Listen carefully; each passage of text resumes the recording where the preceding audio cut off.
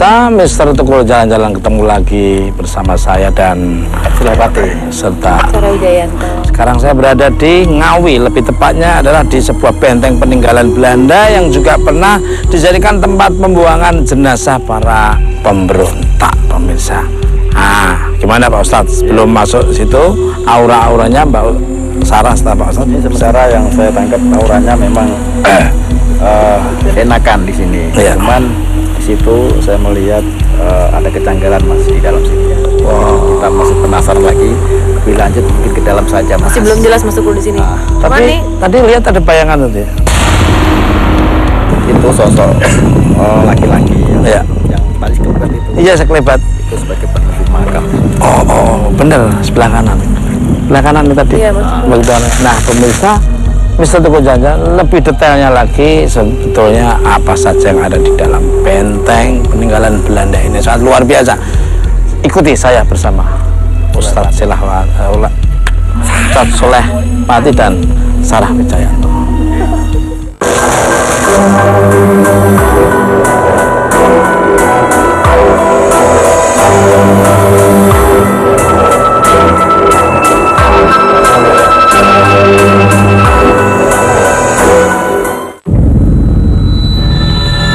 Benteng Van den Bosch atau Benteng Pendem Ngawi merupakan benteng peninggalan Belanda yang dibangun oleh Gubernur Jenderal Defensil Van den Bosch pada tahun 1839. Benteng ini dibangun dengan memanfaatkan keberadaan aliran Bengawan Solo dan Bengawan Madiun.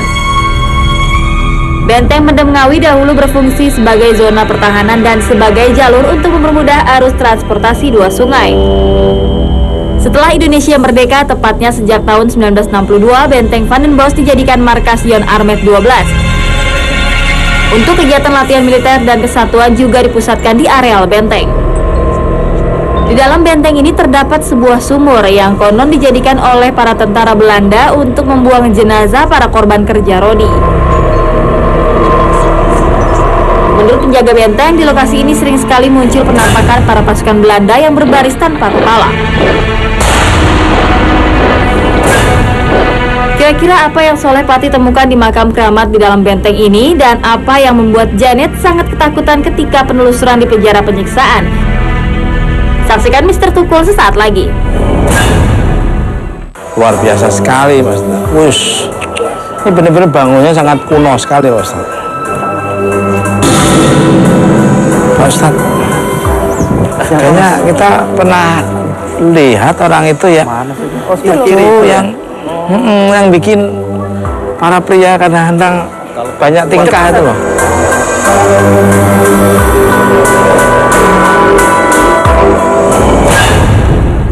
Nah, Mr. Tukul jalan-jalan ini tadi sosoknya yang dari jauh tak lihat ini ternyata Janet dan Bapak dengan Pak siapa? Pak Sarwo. Pak Sarwo. Ini Pak Ustadz Pati, ini Pak Sarwo Jaya.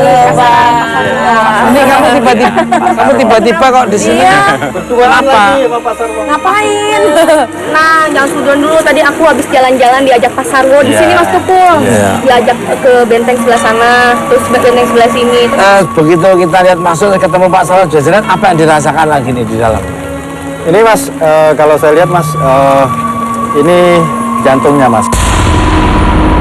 Ini tengah-tengah kita duduk berdiri di sini ini seperti bukan pusaran ya, tapi apa namanya kayak jantung gitu loh. Jadi kalau jantung berarti ada kaki, ada tangan. Jadi tengah-tengahnya. Wah, aduh, luar biasa. Kalau Mbak Sarah, Saya ini masuk lihat kalau misalnya kan tadi kita jalan di lewat tengah itu, berasanya itu tidak tekanannya itu beda sama yang kalau kita di pinggir. Oh, jadi kalau kenapa sih Pak Ustadz ya? Agak bergetar ya. Agak bergetar. Tekanan di kepala juga agak lebih mengiang gitu. agak lebih ngiang gitu. Cuman saya nggak tahu di dalamnya ada apa lagi. ini sebenarnya ini bangunan apa? Jujur aja Pak Sarwo, dia nggak bikin kita. Oh iya. Saya akan menceritakan bangunan ini ya. Bahwa bangunan ini dulunya ya sebenarnya ini adalah markas pertahanan tentara-tentara Belanda ya. Nah ini dulu yang bangun ya mbah-mbah kita dulu ya.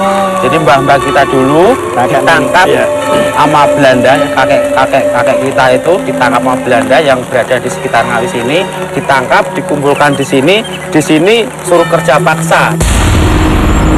Nah, sosok apa yang biasa yang terlihat di sekitar sini dan ini yang lebih dominan itu sebelah mana nih?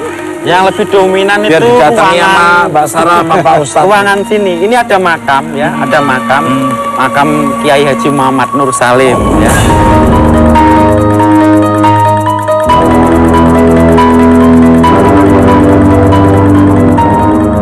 Mas Sarwo, kalau boleh tahu ini ruangan apa nih Mas Sarwo? Untuk ruangan yang ini ya, ruangan ini dulu dipakai untuk ruangan tentara Belanda yang terutama berpangkat perwira ya. Mungkin Janeta apa yang dirasakan ini? Mas tadi kita udah disambut ya di depan. Sini juga di atas sini. Ada ya. Apalagi kanan itu mas, pada duduk di kayak. Oh itu ya. Ya. Lebih pada ngintip-ngintip ya, kayak ngintip betul. Ada angklung-angklung tadi juga. Angklung mas. Iya, angklung-angklung. Kalau nggak boleh Menjaga sekarang. benteng ini berapa lama nih? Saya sudah 12 tahun ya, 12 tahun. Selama 12 tahun Pak Sarwo tuh pernah lihat apa?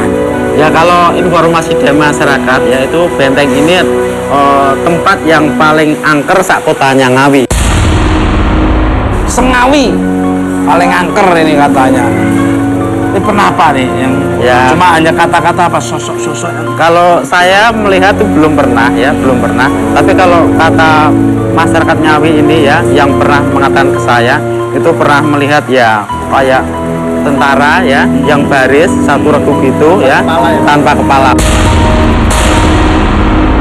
terus selain itu apa? Ya selain itu kadang ada ini ular ya, ularnya Sekali. besarnya apa pohon kelapa. Nah kalau Mbak Sarah nih, Saya juga tadi kan baru lihat ada ngintip-ngintip masuk ke cuma tadi pas Pak Ustadz ngomong saya lihat ke pandangan saya jadi ke belakang sana ada orang berdiri tingginya itu sama-sama seperti lantai 2 itu sampai atas itu. luar biasa. Itu Mbak Sarwo, apa dulu katanya di sini ada makam seorang kiai di benteng ini Mas Sarwo? Oh ada Pak Tukul ya, ada ya. Itu namanya Kiai Haji Muhammad Nur Salim. Kiai itu dulu gini ya.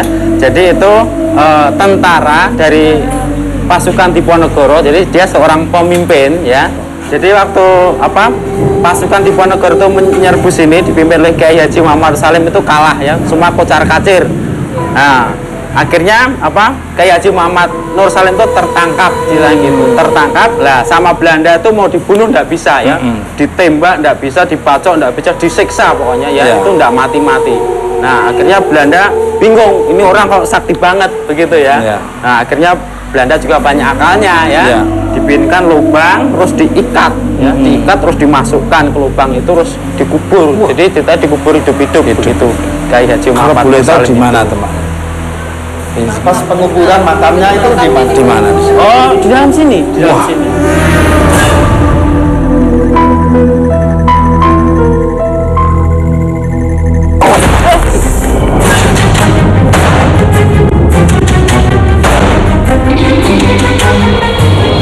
Pak Ustadz, apa ini Ustadz? Apa namanya? Alhamdulillah ini Wifik mas. Apa? Wifik itu raja